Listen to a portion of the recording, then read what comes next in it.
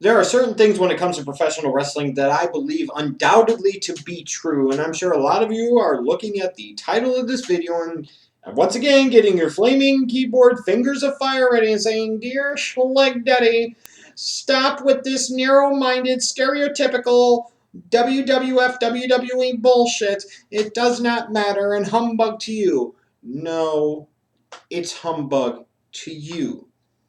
For whatever reason, there are many of you that cannot simply accept the fact that size does matter in professional wrestling, period. It does. I could talk about this subject forever. I really could. I'm choosing not to, trying to give you a snippet of this, but I could go in depth onto it in so many different levels. Because for some reason in recent years when it comes to professional wrestling, all of a sudden if you suggest that you need larger individuals in the main event scene, you need guys that actually look like heavyweights as world heavyweight champions or WWE champions, you get clowned on in the internet community. You're like, "No, that's stupid. It's all about work rate and nothing else. How dare you? Nobody cares about these big muscle-bound freaks anymore." Well, wrong. Period. And let's look at it this way, from this standpoint, if we will. There is always an evolution to things. There's always a change in things. Don't get me wrong. You look at sports as a perfect example here. And you talk about sports, it's always as the years go along, the athletes get bigger and faster and stronger. Yet, with all of that happening, whether it be hockey or football or basketball or baseball, whatever the case might be, the athletes are supposed to be the best they've ever been, and bigger and faster and stronger and all of that. So many things better. Yet when it comes to professional wrestling, it's gone on a completely divergent path in the opposite direction, to where the business has gotten slower and smaller. And I don't get how people don't see the correlation between the decreasing size of the people at the top in the WWE, TNA, and professional wrestling in general, and the dwindling box office of the professional wrestling business.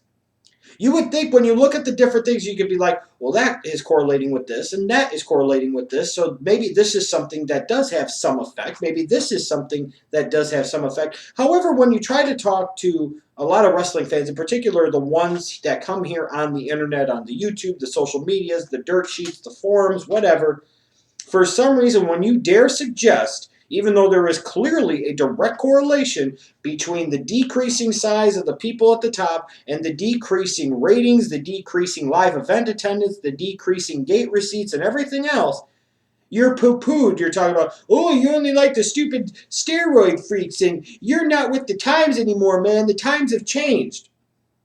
Well, if the times have changed like that, then it just goes to show you just how truly out of touch the WWE and professional wrestling in general is as a whole. Let me put it to you this way. Let's make a boxing analogy here really quickly. Let's say you had Mike Tyson, Evander Holyfield, Lennox Lewis. Those are three of your guys, George Foreman, four guys in your heavyweight division, okay, for boxing purposes. But your heavyweight champion was somebody like Sugar Ray Leonard or the Hitman Hearns or Hagler or Roberto Duran. These guys in their weight class are phenomenal. They're some of the greatest of all time. But you're really going to tell me, and you can even translate that into today's boxing with guys like Manny Pacquiao and Floyd Mayweather Jr. You're going to tell me that if Pacquiao or Mayweather were the heavyweight champions, that people wouldn't take one look at that and say, "You know what? That's ridiculous. There's no way that this guy could beat somebody that's 100 pounds bigger than him and 6 inches taller than him. That's stupid. I don't care anymore." It devalues that heavyweight championship, and it clearly does. Just think about that. If you had a Mike Tyson fighting a Floyd Mayweather, where the fuck is the draw in that? Where the fuck is the appeal in that? Everybody's going to assume, and rightfully so, that Tyson's going to completely destroy Mayweather. Same thing if you trotted out a Pacquiao against Ali. Ali would destroy him. But for some reason in professional wrestling, it's okay to have a bunch of vanilla midgets or smaller guys at the top. Excuse the fuck out of me, but if I remember the two great eras of professional wrestling in my lifetime, there are many things, yes, and its size is not the only thing that matters, but the size of the performers at the top in particular does matter. The Hogan era bore that out and proved that point. And if that era didn't, then shit, the Monday Night Wars and Attitude era proved that shit out, didn't it? Look at some of the people in the Hogan era. Hogan, Andre the Giant, Big John Studd, King Kong Bundy. Now you could sit there and say, oh, that's a territorial thing. You know, you had the Macho Man too. Yeah, but if you're going to sit there and compare, let's say, a CM Punk to a Macho Man and try to make that as a legit comparison, like CM Punk is actually in Macho Man's class, you deserve to be bent over and have your head stuck straight up your stupid ass. Period. No way. No, sir. CM Punk is a very talented performer. He is a guy that has worked very hard over the years. He has paid his dues. He has done so many things. But comparing him to somebody like a Macho Man, and Macho Man even still, he wasn't the tallest guy in the world, maybe like 6 foot, 6'1", but he was still 235, 240 pounds. He was cut. He looked good. He was a better in-ring performer than a CM Punk, most certainly. And I will guarantee you this. To me, for my money alone, I thought he was better on the mic and most certainly had more charisma and a much better character and larger-than-life personality. So he was still a little bit bigger than CM Punk. He was one of the smaller guys at the top in his time, but he was so many more things than a CM Punk. And I don't do this just to pick on a CM Punk. The point I'm trying to get at here is that in this era, most of the big guys were the top guys, and business was doing really well. There were many other factors, but that was one of them. And you even go to WCW, you say, well, Flair wasn't the largest guy. Yeah, he wasn't. But he was still just big enough to be that borderline, weight in height in terms of being a believable, real deal, legit world heavyweight champion, where he could face somebody who was bigger than him like a Dusty Rhodes, or he could face somebody that was a similar size to him like a Terry Funk, or somebody bigger like a Lex Luger or a Barry Windham, and be believable that he could go with these guys and actually beat this guy. Now, if I'm sitting there and I'm supposed to believe that somebody like a Dolph Ziggler is a world heavyweight champion, or a Daniel Bryan is a world heavyweight champion, and they're world heavyweight champions being all of like 5'9", 5'10", 200, 205 pounds, pretty much my damn size, you're telling me that they could actually be a legit world heavyweight champion where people can actually believe in it, people will buy tickets to see them wrestle somebody like The Undertaker or Kane or Big Show? Bullshit! Get the hell out of here. Look at the Attitude Era. You want to talk about the Attitude Era, the Monday Night Wars. When you look at WCW, guys you had at the top, Hogan, Hall, Nash. So many of you love the NWO. Did you forget that these guys weren't vanilla midgets? They were big fucking dudes. Hogan being 6'8", Nash being 6'11", 7 foot, freaking Scott Hall being 6'8". These were big motherfuckers. They looked like a special attraction. They looked like main eventers. You throw in the Giant down there. You throw in Sting. He was no lightweight. Luger was a big guy. Later on down the road, guys like Steiner held DDP. He wasn't a vanilla midget. He wasn't small by any stretch of the imagination. Think about that. Yeah, you might have had the guys like the Jerichos and the Benoits and the Guerreros and the Malenkos that entertained you, and the Mysterios and so on in WCW. They entertained you. But the ones that ultimately drew the money, the ones that ultimately helped put the company at the top were the big guys, the fucking Goldbergs when you throw them in there. You look at the WWF. Austin wasn't the biggest guy, but again, similar to that Flair category, he was right about the minimum standard in terms of being a believable world heavyweight, or in this case, WWF champion. But he had so many other things going for him as well that compensated for that size. But look at some of the other guys in the main event scene at that time. Undertaker. Mankind always wrestled at somewhere between 280 and 300 pounds. Kane was a top guy during that era.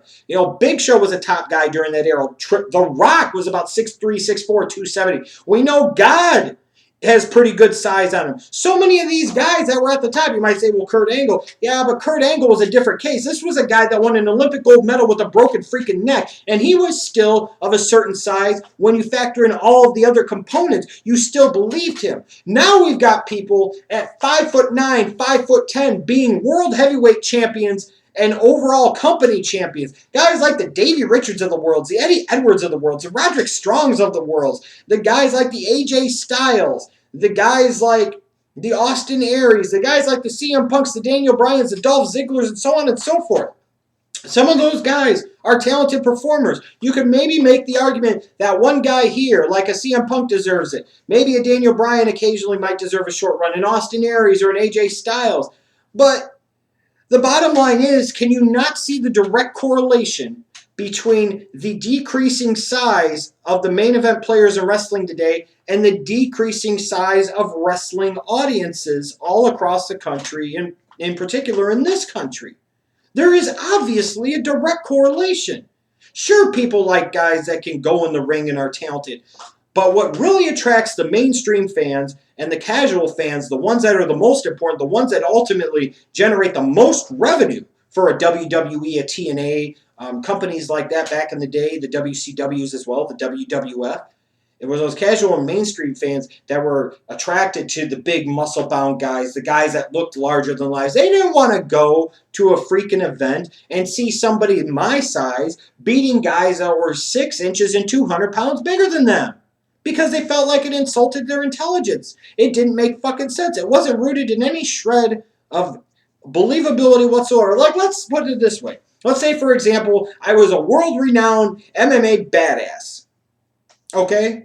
But somebody comes along and he's like 6'7", 300 pounds. More likely than not, no matter how many legit badass MMA hooker shooter credentials, whatever the fuck you want to call it, badass credentials you want to say I have, how many tap out shirts I wear, whatever, more likely than not, if you're presented with me versus this guy, more often than not, you're going to put your money on that fucking guy. But what happens is if everybody starts to look like me, then nobody is really differentiating themselves from the crowd. Nobody looks different. Everybody kind of looks the same. And as the crowd gets smaller and the guys get smaller, the fans start to look and say, I think I could beat that guy in a fight. Shit, I think I could beat that guy in a fight. I know I could take that sorry sack of shit in a fight. And people stop paying money to watch things because they don't care anymore whether this guy can beat this guy, because they think in their minds, whether they're right or wrong doesn't really matter. It's the perception being the reality is, if I could beat this fucking guy, or I think I could beat this guy's ass or give him a go, why the fuck am I going to pay money to have somebody else see him? It really doesn't make any sense. There is a direct correlation. Let me emphasize this once again. There is a direct correlation. It is not the only problem. It is a big problem, but it is not the only problem. But it cannot be denied that the wrestling audience has dwindled dramatically over the past 8 to 10 years. Period. Nobody disputes that. Nobody argues that, especially domestically here in the United States. And one of the primary things you see as that audience has dwindled is you see a corresponding drop in the size of the main eventers. Period. You see an overall corresponding drop in the size of the wrestlers. And it just doesn't follow the evolution of everything else in the world. Whereas everybody else, in particular in sports, gets bigger, faster, stronger, more athletic, and professional wrestling has gotten smaller, weaker, and slower. Does that make any fucking sense? Is it any wonder why the business is struggling? We do need more big guys at the top. We do need more larger-than-life personalities. If you got a bunch of world champions and main eventers running around looking like me, you know what you'll eventually have? Seriously, you'll have ROH. Everybody's going to be ROH, and everybody's going to be wrestling in bingo halls and bars in front of 200 and 300 people, and nobody will give a shit except those 200 and 300 idiots who paid very little to get in, and they think bunch of flips and gymnastics and karate shit is professional wrestling, when anything couldn't be further from the truth. Wake up. We do need bigger guys. We need more larger-than-life guys at the top, because you know what else it does? It makes the guys that do look like me stand out even more, because now they're different. Now every once in a while you can go with the David versus Goliath storyline. These fundamental things, it's biblical shit. It works. But you can't have David versus Goliath if you've got David versus another fucking David. That makes no fucking sense whatsoever. If you don't agree with me, humbug on your ass. I'm tired of people sitting there trying to make these excuses for, oh, the wrestling business is changing, da-da-da. Well, it's changing. It hasn't changed for the better. Size does matter in professional wrestling, period.